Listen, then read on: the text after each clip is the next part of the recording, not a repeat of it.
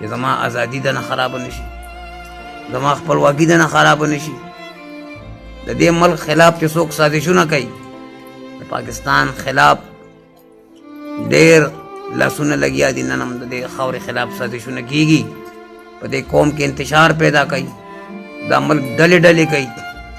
او د ټولو نه غټه خبره، زه د دې 23 مارچ په حواله سره زه نن خپلو ټولو سیاسي مشرانو ته کاغه د هرې پارټۍ دي هغې ته دا درخواست کوم او دا جولی ورته غوړوم چې خدای او رسول ته ګورئ، هغه د قرآن هغه آیات چې واعتصموا بحبل الله جمیعا ولا تفرقوا، دا ملک د لا اله الا الله محمد رسول الله په نوم باندې جوړ شوی دی او د دې دا به تر قیامته پورې هم دغه شان جاري او ساري وي.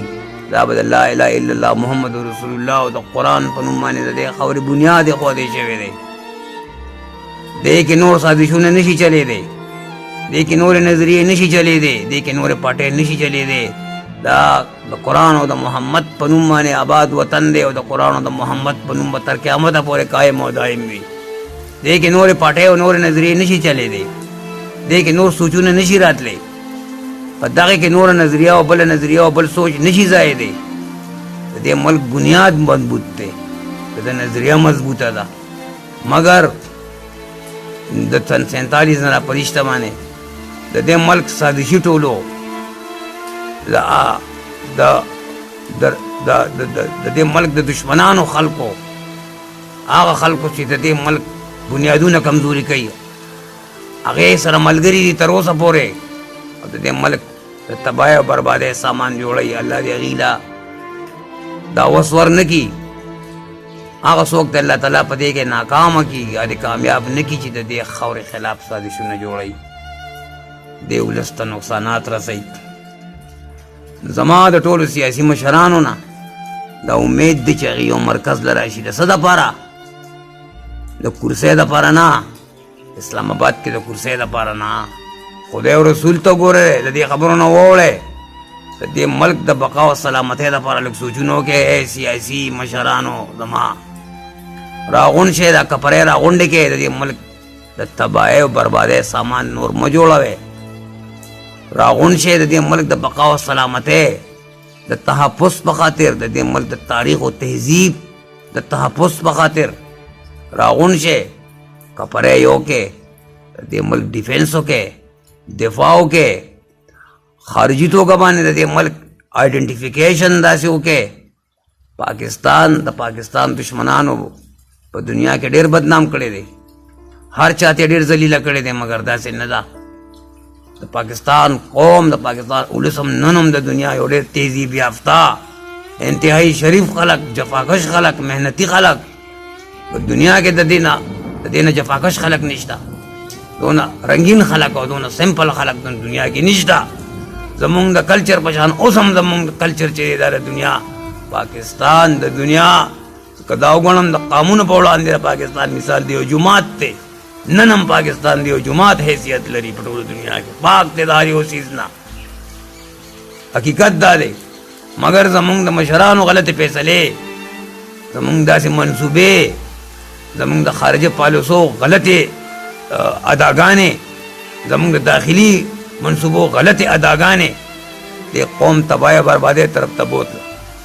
دې کې زمونږ د هغه سیاسي مشرانو ټول نه غټې غلطۍ دي چې چا چې د خپل اقتدار او کرسۍ دپاره منډې والي دي، مګر د قوم د آبادۍ او خوشحالۍ دپاره چا منډې نه دي والي. مهرباني وکړئ، سیاسي مشران دي، که هغه مذهبي سکالران دي، که هغه شاعران دي او که هغه ادیبان دي، که د دې ملک هر یو مکتب فکر دی، مګر یو ذمواري په دې ټولو ذهنونو باندې یو ذمواري نن عاید ده، د دې ملک د تحفظ دپاره، د دې ملک د آبادۍ او خوشحالۍ دپاره وه.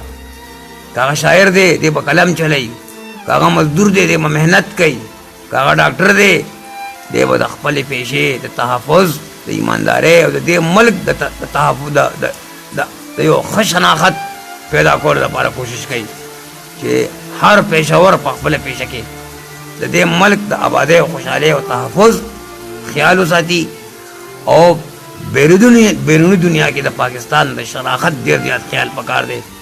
زمون بین الاقوامی شناخت زمون د دلته کردارونو په وجه باندې چې کنه ممکن کیدی شي که د پاکستانی قوم او د پاکستانی قوم د مشرانو کردارونه یقینا د دې ملک د آبادی او خوشحالۍ دپاره یقینا د پاکستان بیرونی بین الاقوامی شناخت په یقینا دا به ښه وي، دا به عظیم وي، پاک به وي، سپېڅلی به وي. او څوک هم چې د دې خاورې خلاف سازشونه کوي هغوی به انشاءالله الله تعالی په خپل کوشش کې ناکامه کوي. زه د 23 مارچ 1940 قرارداد پاکستان نن 23 مارچ هغه ورځ ده چې په دې ورځ باندې زمونږ دا خاور الله تعالی مونږ سپارلې وه د ژوند دپاره، د محبت دپاره، د ورورولۍ دپاره، د اخوت دپاره، د یو ملت د تحفظ او د تقدس د احترام دپاره، د یو ملت د اتحاد دپاره. او هغه د علامه اقبال هغه شعر چې مومن ہے فقط مومن جان، عالم ہے فقط مومن جانباز کی میراث، عالم ہے فقط مومن جانباز کی میراث، مومن نہیں جو صاحب لولاک نہیں ہے. د پاکستان هر باشنده، د پاکستان هر باشنده د دنیا د هر مظلوم، د هر کمزوري، د هر ځپلي ملګری دی. پاکستان د امن پسندو او محبت کوونکو خلکو ځای دی. پاکستان د اخلاص د خلکو ځای دی، د اخلاصمندو خلکو ځای دی. دا شناخت په انشاءالله پیدا کوو په ټوله دنیا کې د خپل وطن، د خپلې خاورې. د 23 مارچ په دې حواله سره د پاکستان د ورځې دې خوشحالۍ په مناسبت سره زه ټول قوم ته سلام پیش کوم. تاسو ډېر عظیم قوم یې، ستاسو په شان قوم په ټوله دنیا کې نشته.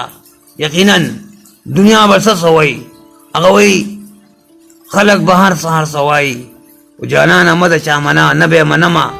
دنیا به پاکستان پسې هر سهار څه وایي. پاکستان د ډېرو سپېڅلو خلکو، د ډېرو پاکو او ډېرو سمو خلکو ځای دی. د دنیا په نیز باندې د پاکستان نن که د پاکستان چاڼ وکړی شي، جایزه واخیستې شي، پاکستان په صفحه هستۍ باندې ډېر عظیم خاوره ده، د ډېرو سمو خلکو خاوره ده. خو نن زه د خپل قوم نه دا توقع کوم په دې 23 مارچ په دې حواله سره چې زما قوم به انشاءالله د دې ملک د خپلې ازادۍ خیال وساتي، د تحفظ خیال وساتي. او هغه د اقبال چې افراد ہے ہاتھوں میں ہے اقوام کی تقدیر، افراد کے ہاتھوں میں ہے اقوام کی تقدیر، ہر فرد ہے ملت کی مقدر کا ستارہ. زه د دې 23 مارچ په موقع باندې ټول قوم ته خوشحالۍ پیغام مبارکي پیش کوم د خپله طرفه، د شعیب صادق د طرف نه، زما د یار غمګین مایاري د طرف نه، زما د ډېر عظیم ملګري او زما د ډېر جګري یار پروفیسر ګوهر نوید صاحب د طرف نه، د شیراز خان د طرف نه، د مشتاق حسین دلدار د طرف نه، د مردان د ټولو شاعرانو د طرف نه، د مردان د ټول انټلیکچوال د طرف نه زه ټول پاکستان ته 23 مارچ 1940 هغه مبارکي، هغه خوشحالي پیش کوم کومه چې موږ له الله تعالی راکړې ده د دې ملک د ازادۍ په شکل کې، د خپلواکۍ په شکل کې. د پروین شاکر د عظیم د پاکستان د دې عظیمې لور په دې 2 مصرو باندې د خپل خبرې اترې ختموم چې بخت سے کوئی شکایت ہے نہ افلاک سے ہے، بخت سے کوئی شکایت ہے نہ افلاک سے ہے، یہی کیا کم ہے کہ نسبت مجھے اس خاک سے ہے، یہی کیا کم ہے کہ نسبت مجھے اس خاک سے ہے. پاکستان زندہ باد، قائد اعظم پائندہ باد، پاکستانی ولس زندہ باد اور پائندہ باد.